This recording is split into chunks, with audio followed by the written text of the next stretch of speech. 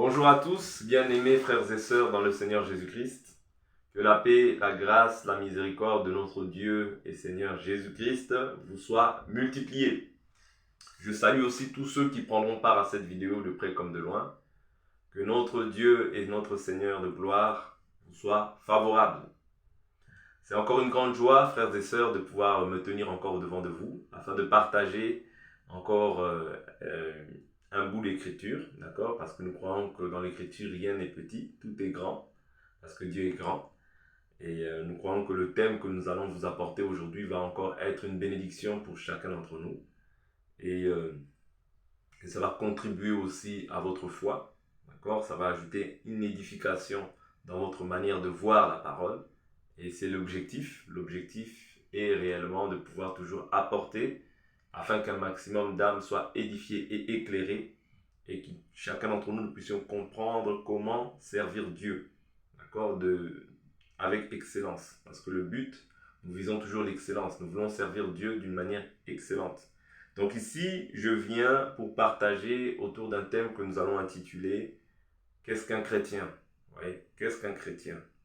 Pourquoi le thème de qu'est-ce qu'un chrétien? Parce qu'aujourd'hui, nous voyons en fait la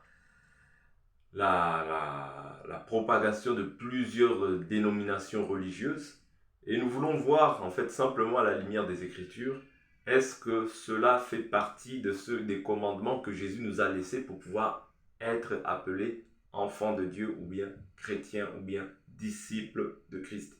Parce que toutes ces choses-là sont simplement des appellations que Jésus a données en fait à ceux qui croiront en son nom et ceux qui marcheront selon sa volonté. Donc tout ça, nous allons essayer de l'énumérer ici, de poser en fait quelques bases pour que chacun d'entre nous puisse se situer ou se positionner par rapport à ce qu'il croit et qu'il puisse voir en fait si ce qu'il croit est conforme à ce qui est écrit. Parce que notre souci ici, c'est toujours la conformité à la parole et marcher en fait selon la volonté de Dieu, vous voyez, et non pas selon les raisonnements ou les pensées humaines. Que Dieu bénisse tout à chacun d'entre nous. Comme à la coutume, j'aime beaucoup dire à chacun d'entre nous que Paul, malgré sa grandeur, malgré la renommée qu'il avait, d'accord, les gens, les Bériens, lorsqu'ils l'écoutaient, ils vérifiaient aussi les Écritures. Parce que la Bible est claire. Tout homme soit reconnu pour menteur, Dieu seul soit reconnu pour vrai. L'homme peut être faillible, Dieu est infaillible. Voilà pourquoi chacun d'entre nous doit avoir aussi une communion personnelle avec Dieu et avec sa parole. C'est-à-dire que nous devons aussi examiner à la lumière des Écritures ce qui se dit, vous voyez, afin de ne pas tomber dans l'idolâtrie de l'homme, afin de ne pas tomber dans le « amen à tout ». Vous voyez, nous ne sommes pas là pour être des gens qui disent « amen à tout ». Nous sommes là pour pouvoir examiner ce qui est écrit et dire amen simplement à la parole et à la parole seule. Amen. Donc voilà un peu à quoi je voudrais vous exhorter à examiner et à prendre votre Bible afin qu'ensemble nous puissions faire ce bout de chemin par rapport à ce partage. Soyez richement et abondamment bénis au nom de Jésus-Christ. Nous allons commencer notre partage. Donc ici, comme j'avais dit, le thème sera « Qui est chrétien ?» Qu'est-ce qu'un chrétien?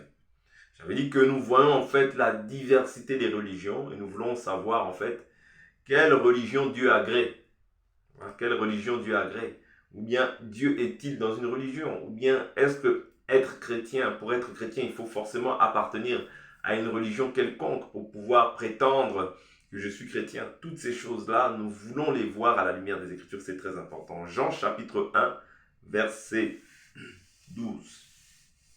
La Bible nous dit « Mais à tous ceux qui l'ont reçu, elle a donné le pouvoir de devenir enfants de Dieu, à ceux qui croient en son nom, et qui sont nés non du sang, ni de la volonté de la chair, ni de la volonté de l'homme, mais de Dieu. La parole a été faite chair, et elle a habité parmi nous pleine de grâce et de vérité. Et nous avons contemplé sa gloire, une gloire comme celle du Fils unique venu du Père. » Vous voyez, ici il s'agit de Jésus. D'accord? Il s'agit de Jésus. Jésus nous parle de deux naissances. De la naissance, du moins Jean, ici relate deux naissances. La naissance liée à la chair et la naissance liée à Dieu. La naissance liée à la chair, pardonnez-moi, c'est la naissance qui est lié à deux personnes, hommes et femmes, qui s'assemblent pour pouvoir avoir un enfant. Vous voyez? C'est-à-dire que c'est la volonté de l'homme. Vous voyez? Ce qui est né de la chair et du sang, c'est la volonté de l'homme. Mais ce qui est né de Dieu, cela n'est pas la volonté de l'homme, mais c'est la volonté de Dieu lui-même. Souvenez-vous, Jésus dit, personne ne peut venir à moi si le Père ne l'attire, afin que je le ressuscite au dernier jour. C'est-à-dire, pour venir à Jésus, il faut déjà premièrement que Jésus t'attire à lui. Comment? Par le moyen de la parole. Parce qu'il est écrit que la foi vient de ce qu'on entend vient de la parole du Christ. Vous voyez? C'est-à-dire, pour le salut, il faut écouter au préalable la parole afin de pouvoir être sauvé. Donc, il faut qu'il y ait des prédicateurs qui puissent enseigner la parole afin que le salut soit effectif dans la vie d'une personne. Ok? Donc ici, avançons un peu dans le livre de Jean chapitre 3. La Bible nous dit au verset 1, « Mais il y avait parmi les pharisiens un chef des Juifs nommé Nicodème. Il vint de nuit auprès de Jésus et lui dit, « Rabbi, nous savons que tu es un docteur venu de la part de Dieu, car personne ne peut faire ces miracles que tu fais si Dieu n'est avec lui. » Jésus lui répondit, « En vérité, je te le dis. Si un homme ne naît de nouveau, il ne peut voir le royaume de Dieu. » Ah, Jésus ici est en train de relater encore ce que Jean avait dit au chapitre 1. C'est-à-dire, il dit, mais celui qui naît de Dieu. C'est-à-dire, naître de nouveau, en réalité, c'est naître de Dieu. Maintenant, comment est-ce que s'effectue cette nouvelle naissance pour pouvoir être en fait digne de porter ce nom de chrétien? Parce qu'on ne naît pas chrétien, d'accord? Mais on le devient. Ouais, on ne naît pas chrétien. Parce que beaucoup aujourd'hui se disent « je suis chrétien » parce qu'ils sont issus d'une famille chrétienne. Ou bien ils sont issus de parents qui pratiquent la parole. Non, on ne naît pas chrétien, mais on le devient. Par l'acceptation de l'évangile, par la foi en Christ Jésus, c'est alors qu'on devient maintenant chrétien. Vous voyez? Parce que beaucoup se disent, bon, moi, mes parents sont chrétiens, donc automatiquement je suis chrétien. Non, faux. Pour être chrétien, il faut naître de nouveau. Vous voyez? Et ici, il dit, si quelqu'un ne naît de nouveau, si un homme ne naît de nouveau, il ne peut voir le royaume de Dieu. Ça veut dire, pour voir le royaume de Dieu, il faut, premièrement, naître de nouveau. Nicodème lui dit, comment un homme peut-il naître quand il est vieux? Peut-il une seconde fois encore entrer dans le sein de sa mère et naître? Jésus lui répondit, en vérité, je te le dis, si un homme ne naît d'eau et d'esprit, là maintenant Jésus est en train de donner l'explication à la nouvelle naissance. C'est-à-dire que la nouvelle naissance est liée à naître d'eau et d'esprit. Il ne peut entrer dans le royaume de Dieu. Vous voyez? C'est-à-dire là maintenant Jésus est en train d'expliquer qu'est-ce que c'est que naître d'eau, naître de nouveau. Vous voyez? Naître de nouveau, il ne s'agit pas d'une naissance ou comme Nicodème le pensait, repartir dans le ventre de sa mère, ressortir. Non, soit ça c'était un raisonnement humain, mais il s'agit en fait de naître d'eau et d'esprit. Vous voyez? Naître d'eau et d'esprit. Là, il est en train de relater ce qui est né de la chair est chair, et ce qui est né de l'esprit est esprit. Vous voyez? Donc, et il dit, ne t'étonne pas que je t'ai dit, il faut que vous naissiez de nouveau. Vous voyez? Donc, ce qui est né de la chair est chair. Vous voyez? Ce qui est né de la chair est charnel, parce que c'est la volonté de l'homme. Vous voyez? Donc, ce qui est né de la chair est encore sous l'influence ou sous la puissance du malin, autrement dit, parce que celui qui gouverne la chair, c'est le diable. Et ce qui est né de l'esprit est esprit. C'est-à-dire, quand je nais de l'esprit aussi, je dois marcher aussi selon l'esprit. Je suis maintenant spirituel aussi. Vous voyez, un homme spirituel. Donc ici, la Bible nous dit, allons rapidement dans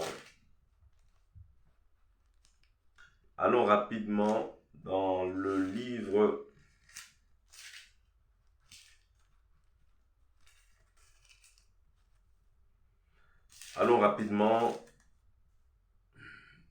de Matthieu chapitre 3, verset 11. La Bible nous dit, « Moi je vous baptise dans l'eau en vue de la repentance. » Ici c'est Jean-Baptiste qui parle. « Mais celui qui vient après moi est plus puissant que moi, et je ne mérite pas de porter ses sandales. Lui vous baptisera d'Esprit Saint et de feu. Vous voyez? Ça veut dire que Jésus, lui, le baptême qu'il vient donner, c'est le baptême de l'Esprit et de feu. Vous voyez? Donc, en cela, on inclut aussi le baptême d'eau. Vous voyez? Parce que pour naître de nouveau, n'oubliez pas qu'il est écrit, il faut que vous naissiez d'eau et d'esprit. Et il y a le baptême de feu qui est lié aux persécutions. Donc ici, on comprend déjà dans un premier temps comment est-ce que je peux naître de nouveau. Comment est-ce que je peux être maintenant appelé chrétien. Je suis appelé chrétien lorsque je nais d'eau et d'esprit. C'est alors que maintenant je reçois le Saint-Esprit que je suis appelé maintenant chrétien. Oui, je suis né d'eau, je suis né d'esprit, je suis chrétien. Parce que Dieu vient maintenant attester en fait que maintenant je suis son enfant. Vous comprenez? Maintenant, nous allons voir le baptême. En quel nom le baptême doit être effectué? Le baptême chrétien, bien sûr. Le baptême chrétien. Je suis dans le livre de Actes au chapitre 2, le verset 37. Après avoir entendu cela, ils eurent le cœur vivement touché, et ils dirent à Pierre et aux autres apôtres, « Frères, que ferons-nous » Pierre leur dit, « Repentez-vous, et que chacun de vous soit baptisé au nom de Jésus-Christ, pour le pardon de vos péchés, et vous recevrez le don du Saint-Esprit. » Vous voyez? C'est-à-dire que ici, le baptême qui est valable, le baptême qui fait en sorte que je sois pardonné de mes péchés, c'est le baptême au nom de Jésus-Christ pour le pardon de nos péchés. Et par la suite, on reçoit le don du Saint-Esprit. Si tu as été baptisé au nom du Père, du Fils et du Saint-Esprit, il ne s'agit pas du baptême qui est conforme à l'évangile que les apôtres ont posé. Vous voyez? Parce que le Père n'est pas un nom, le Fils n'est pas un nom, d'accord? Le Saint-Esprit n'est pas un nom. Mais le nom qui nous a été donné, c'est le nom de Jésus-Christ. Acte 4, verset 12. Il n'y a de salut en aucun autre nom, car il n'y a sous le ciel aucun nom qui nous a été donné par lequel nous devions être sauvés. C'est-à-dire que c'est le nom qui sauve. Le nom de Jésus-Christ, c'est ce nom-là qui nous sauve aujourd'hui. Quand nous croyons en son nom, parce que Jésus-Christ est un nom, vous voyez, mais le Père n'est pas un nom, le Fils n'est pas un nom, ce sont des attributs que le Père a portés, des attributs que le Père a portés, ou bien des rôles que le Père a joués, mais ce ne sont pas des noms. Le nom ici, c'est Jésus. Donc, voilà un peu par rapport au fait d'être chrétien. Qui est chrétien? C'est une personne qui a reçu le Saint-Esprit. Qui est chrétien? C'est celui qui a renoncé à son ancienne vie. Qui est chrétien? C'est celui qui marche maintenant en nouveauté de vie. C'est celui qui a abandonné le vol, celui qui a abandonné la calomnie, les grossièretés, les bouffonneries. Toutes ces personnes qui ont mis fin, qui ont mis un terme en fait à leur ancienne vie pour vivre maintenant en nouveauté de vie avec Jésus-Christ, ceux-là sont appelés chrétiens. Vous voyez, je vais prendre encore quelques écritures. 2 Corinthiens chapitre 5, le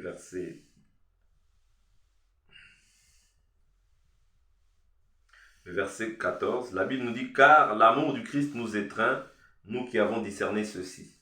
Un seul est mort pour tous, donc tous sont morts.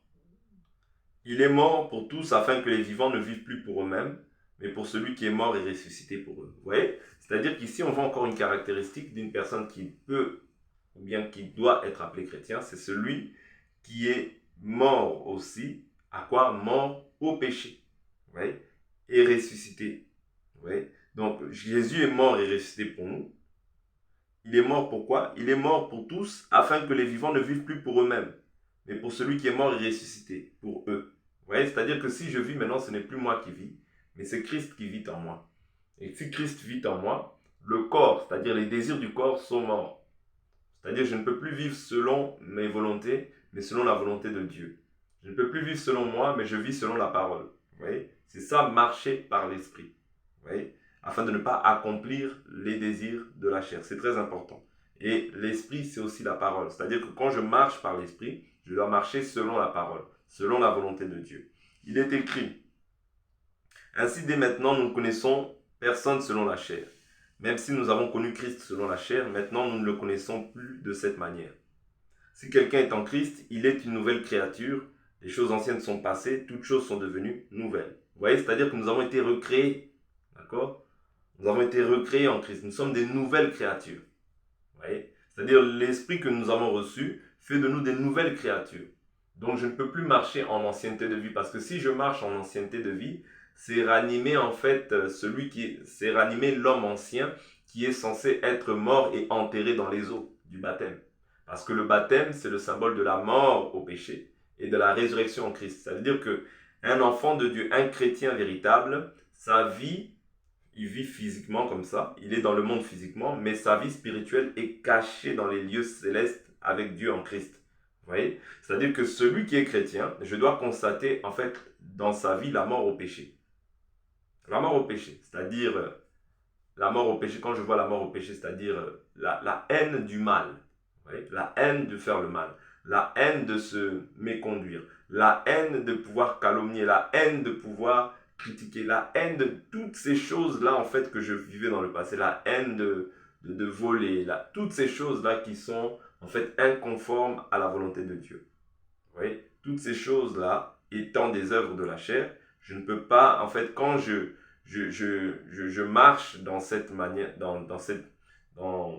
quand je marche de cette manière, en réalité, je suis en train de faire renaître, ranimer l'homme ancien. L'homme qui doit être crucifié, c'est comme si je le ramène à la vie. Vous voyez?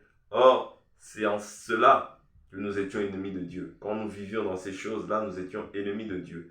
Mais lorsque nous ranimons ces choses-là, nous attestons par là même que la chair n'a pas encore été crucifiée comme elle doit l'être. Voilà pourquoi la Bible nous dit, je suis crucifié avec le Christ, ce n'est plus moi qui vis, mais c'est Christ qui vit en moi. Vous voyez? Ma vie présente dans la chair, je l'amène par la foi au Fils de Dieu. C'est-à-dire par la foi, c'est marcher selon la parole, selon les préceptes de la parole et non pas selon mes volontés.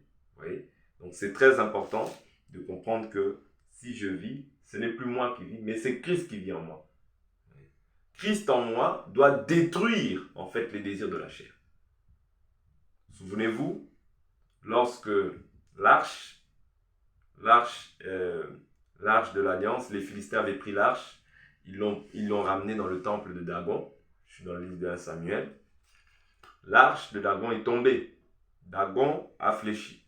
Vous voyez? Pourquoi? Parce que quand Dieu vient dans ta vie, c'est pour détruire en fait les idoles, toutes les idoles qui étaient dans ta vie. Donc Dagon doit tomber. Vous voyez? Les dieux étrangers doivent tomber. Vous voyez? Tout ce qui prenait de la place en toi doit maintenant tomber afin de laisser pleinement la place à Dieu. Afin que Dieu gouverne ta vie. Ça veut dire que celui qui vit avec Christ, on doit voir en fait la présence de Dieu. On doit voir Dieu gouverner dans sa vie. D'accord? On doit voir un homme brisé. D'accord? On doit voir un homme qui a la haine du mal sous toutes ses formes. Vous voyez? Et un homme qui s'attache à Dieu par la parole, par la prière. C'est très important ces choses-là, parce que si nous ne vivons pas ces choses-là, tout ce que nous ferons en fait seront des raisonnements. Et à la fin, tu penses que tu auras servi Dieu, mais tu n'auras pas servi Dieu. Vous voyez? Donc c'est très important de comprendre que Christ en nous, c'est-à-dire le corps, doit mourir. Christ en nous, c'est-à-dire la chair, ne doit plus avoir son mot à dire. La chair ne doit plus pouvoir se manifester. La chair doit mourir, afin de laisser place maintenant à l'homme nouveau, à Christ, à celui qui est resté d'entre les morts. C'est très important. Je vais prendre encore quelques autres écritures. Je suis dans le livre de Romains, chapitre 8. Je suis dans le livre de Romains, chapitre 8.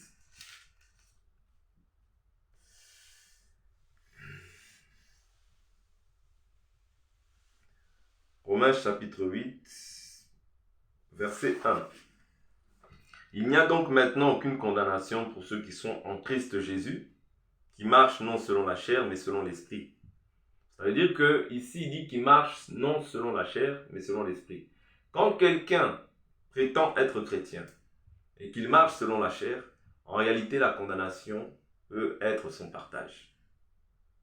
Pas peu, et son partage. Pourquoi? Parce que par l'attitude qu'il manifeste, il ne manifeste pas par cette attitude un acte d'une personne, l'acte ou bien les fruits d'une personne qui est sauvée. Vous voyez? Je ne peux pas dire que je suis chrétien tout en étant toujours dans les vols. Je ne peux pas dire que je suis chrétien tout en étant toujours dans l'impudicité. Vous voyez? Ce serait contraire en fait à la doctrine que Dieu nous a enseignée. Parce que la Bible nous dit que la grâce de Dieu, d'accord, source de salut pour tous les hommes, a été manifestée. Elle nous enseigne à renoncer à l'impiété. Ça veut dire que la grâce que nous avons reçue en nous Christ, c'est tout un enseignant qui nous pousse à pouvoir renoncer au péché et aux désirs de ce monde. Vous voyez? C'est-à-dire les désirs de ce monde, c'est ceux qui nous rendaient ennemis de Dieu autrefois. Voilà pourquoi je ne peux pas retomber dans ces choses-là, de peur que la condamnation soit encore mon partage. Voilà pourquoi quand je marche de cette manière-là, la condamnation est mon partage. Mais quand je marche par l'esprit, il n'y a pas de condamnation pour ma vie. C'est très important. Il dit, en effet, la loi de l'esprit de vie en Christ Jésus m'a libéré de la loi du péché et de la mort. C'est-à-dire que autrefois, lorsque je n'avais pas Jésus, j'étais sous la loi du péché et de la mort. Mais maintenant que j'ai reçu Jésus, je suis sous la loi de l'esprit. Vous voyez? Donc, je suis sous la loi de l'esprit de vie. Et pour moi, il n'y a point de péché. Vous voyez? Donc, il dit car chose impossible à la loi, parce que la chair la rendait sans force. Dieu, en envoyant à cause du péché son propre Fils dans une chair semblable à celle du péché, a condamné le péché dans la chair. C'est-à-dire qu'aujourd'hui, le péché est condamné dans la chair. Voilà pourquoi quelqu'un qui marche dans la chair, c'est quelqu'un qui va marcher beaucoup dans le péché. C'est quelqu'un qui marche par la chair, c'est quelqu'un qui va beaucoup pécher. Vous voyez? Mais quelqu'un qui marche par l'esprit, c'est quelqu'un qui s'éloigne en fait du péché. Cela ne veut pas dire qu'il est parfait, mais la perfection est en lui. Mais c'est quelqu'un qui s'éloigne du péché parce qu'il marche selon l'esprit, il veut se conserver pur. Vous voyez? Mais marcher selon la chair, c'est en fait ouvrir les portes au diable dans ta vie. Vous voyez? Il dit, et cela pour que la justice prescrite par la loi soit accomplie en nous qui marchons non selon la chair, mais selon l'esprit. En effet, ceux qui vivent selon la chair ont les tendances de la chair, tandis que ceux qui vivent selon l'esprit ont celles de l'esprit. Avoir les tendances de la chair, c'est la mort. Avoir celles de l'esprit, c'est la vie et la paix. Vous voyez? C'est-à-dire que quand je marche par l'esprit, c'est la vie pour moi et c'est la paix. La Bible nous dit car les tendances de la chair sont ennemies de Dieu. Parce que la chair ne se soumet pas à la loi de Dieu, elle en est même incapable. Or, ceux qui sont sous l'emprise de la chair ne peuvent plaire à Dieu. C'est-à-dire que quand je marche par la chair, je ne peux jamais plaire à Dieu. Vous voyez? Pour vous, vous n'êtes plus sous l'emprise de la chair, mais sous celle de l'esprit, si du moins l'esprit de Dieu habite en vous. Si quelqu'un n'a pas l'esprit de Christ, il ne lui appartient pas. Si Christ est en vous, le corps, il est vrai, est mort à cause du péché, mais l'esprit est vie à cause de la justice. C'est-à-dire que quand je reçois Christ, on doit voir la manifestation en moi, d'accord? On doit voir, c'est-à-dire, on doit voir en moi Christ formé. Christ formé par l'enseignement. Vous voyez? Les désirs de la chair mourir afin de laisser place maintenant à l'esprit de vie en moi. Vous voyez? C'est à cela qu'on peut discerner un enfant de Dieu et un païen. Ou bien un enfant de Dieu qui a reçu Dieu et un enfant de Dieu qui est encore esclave. Parce que la Bible nous dit que l'héritier, tant qu'il est enfant, ne diffère en rien d'un esclave, bien qu'il soit maître de tout. Ça veut dire que je peux être enfant de Dieu, mais je peux être encore esclave des passions, esclave des désirs de la jeunesse. Voilà pourquoi la Bible nous dit « fuis les passions de la jeunesse ».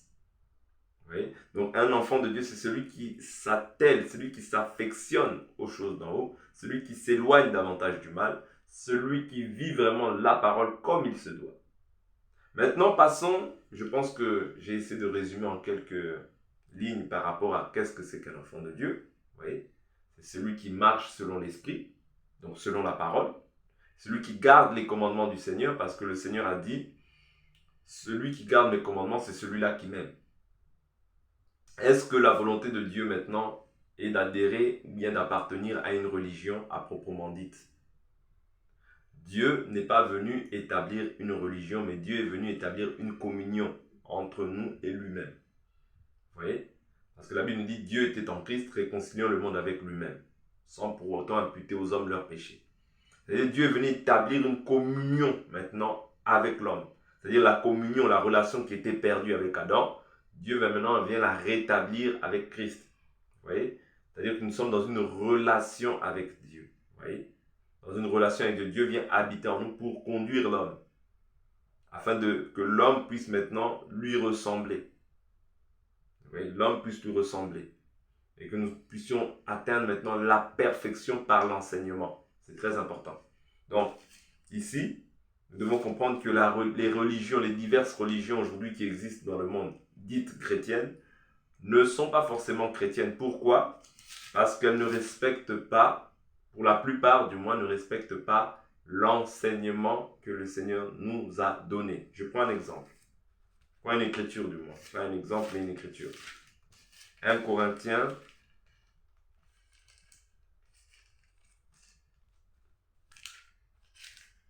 1 Corinthiens chapitre 15, Paul déclare: « Je vous rappelle, frères, l'évangile que je vous ai annoncé, que vous avez reçu, dans lequel vous demeurez ferme, et par lequel aussi vous êtes sauvés, si vous le retenez dans les termes où je vous l'ai annoncé, autrement vous auriez cru en vain. » Vous voyez? Ici, Paul nous relate qu'il est possible de croire, mais en vain.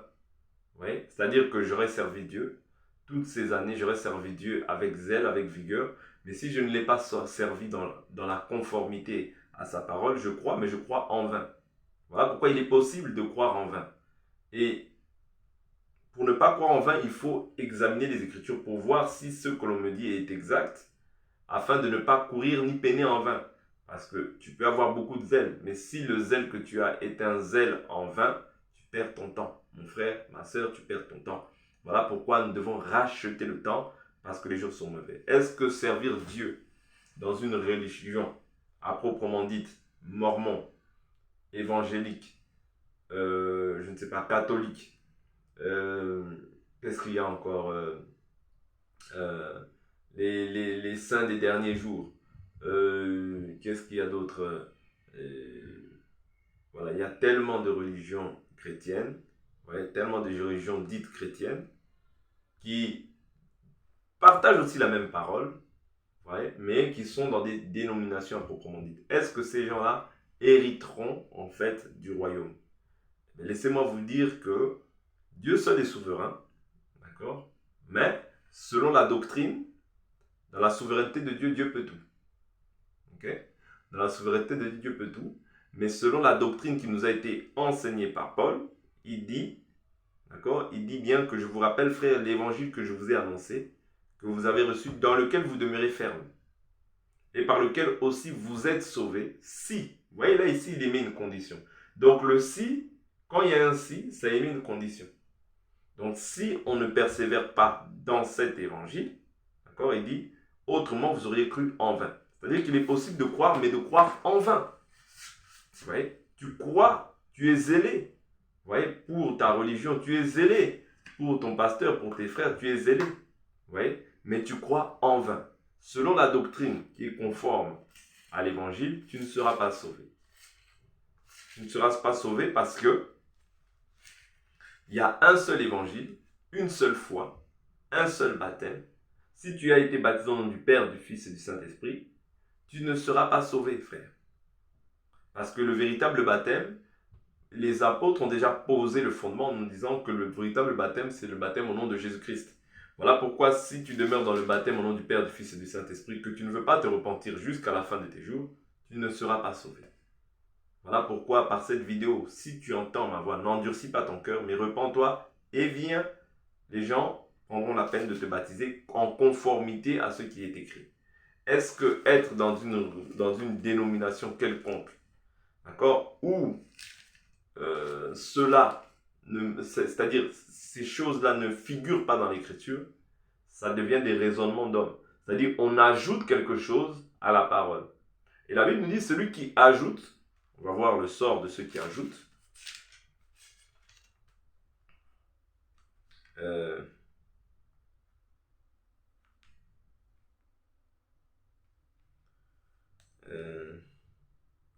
Je suis dans le livre de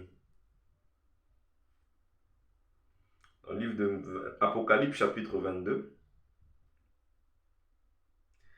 Je l'atteste à quiconque entend les paroles de la prophétie de ce livre. Si quelqu'un y ajoute, Dieu y ajoutera son sort. les plaies décrites dans ce livre. Si quelqu'un retranche des paroles du livre de cette prophétie, Dieu retranchera sa part de l'arbre de vie et de la ville sainte décrit dans ce livre. Ouais, ça veut dire que celui qui ajoute, Dieu ajoutera aussi les plaies. Celui qui retranche, Dieu retranchera aussi. Voilà pourquoi nous devons rester dans ce qui est écrit pour pouvoir obtenir une pleine récompense de la part du Seigneur. Voilà pourquoi beaucoup diront en ce jour-là, Seigneur, Matthieu chapitre 7, Seigneur, n'avons-nous pas prophétisé en ton nom? N'avons-nous pas fait des miracles en ton nom? N'avons-nous pas guéri beaucoup de malades en ton nom? Mais le Seigneur leur dira, retirez-vous de moi, vous qui commettez l'iniquité. Qu'est-ce que c'est que l'iniquité? L'iniquité, c'est toute injustice que l'homme peut commettre. Vous voyez? Ça veut dire ajouter, ça devient une iniquité. C'est une injustice.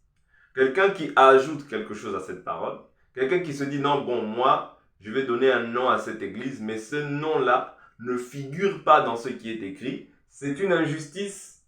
D'accord? C'est une injustice. Et le Seigneur, qu'est-ce qu'il a dit? Il dit, beaucoup me diront ce jour-là, Seigneur, Seigneur, n'est-ce pas en ton nom? Ici, qui dit Seigneur? Ce sont les chrétiens.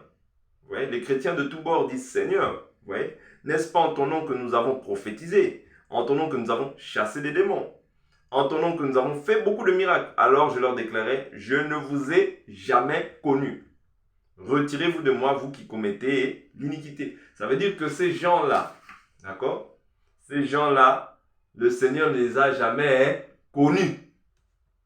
Oui. Pourquoi? Parce qu'ils commettent l'iniquité. Ils sont injustes dans leur voie. Quand tu commences à ramener tes raisonnements dans la parole, tu deviens injuste. Voilà pourquoi le Seigneur dit, je ne prie pas seulement pour vous, mais je prie pour tous ceux qui croient en moi au travers de vous. Si nous devons croire aujourd'hui, nous devons croire conformément à ce que les apôtres nous ont légué comme enseignement. Vous voyez? Parce que si nous croyons d'une manière qui est différente, oh non, ça ce n'est pas grave, tu rajoutes un iota. Tu rajoutes un iota à la parole. Voilà pourquoi il est très important, frères et sœurs, de t'examiner. Tu es dans une religion. Oui, peut-être ce n'est pas de ta faute. Peut-être tu as grandi dans cette religion, tu es habitué. Mais pour la vérité, quitte ta religion, cherche sincèrement Dieu et Dieu t'éclairera. La Bible dit, si vous me cherchez, je me laisserai trouver. Amen. Donc soyez richement bénis et prenez toujours la position de la parole. Prenez toujours le parti de la parole ne vous abandonnera pas. Parce que Jésus est la vérité. Il est le chemin, la vérité et la vie. En dehors de lui, il n'y a pas la vie. Vous voyez? C'est pourquoi, laisse le Seigneur te conduire. Laisse le Seigneur te guider. Laisse le Seigneur te faire du bien. Le Seigneur ne t'abandonnera pas. Positionne-toi pour la vérité. Même si les gens sont nombreux, même si les adversaires sont nombreux, positionne-toi toujours pour la vérité et la vérité prendra soin de toi. Donc voilà, j'en ai fini, frères et sœurs, avec le sujet d'aujourd'hui, qui était qui est un chrétien? Ou bien est-ce que c'est toutes les dénominations religieuses que nous voyons? Nous avons vu à la lumière des Écritures que non. Non, parce que nous n'avons pas vu une église appelée catholique. Nous n'avons pas vu une église appelée évangélique dans la Bible. Nous n'avons pas vu une église appelée mormon. Nous n'avons pas vu une église appelée les saints des derniers jours. Nous n'avons pas vu une église appelée branhamiste. Nous n'avons pas vu une église appelée kimangiste. Nous n'avons pas vu une église dans la Bible appelée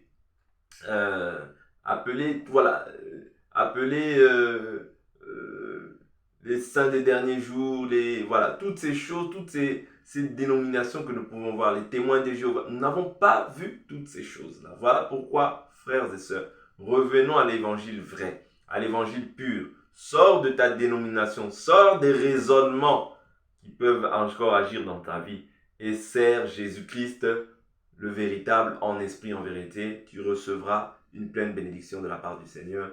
Que Dieu vous bénisse, qu'il vous fasse du bien et qu'il vous assiste. Soyez richement bénis. À la prochaine. Bye bye.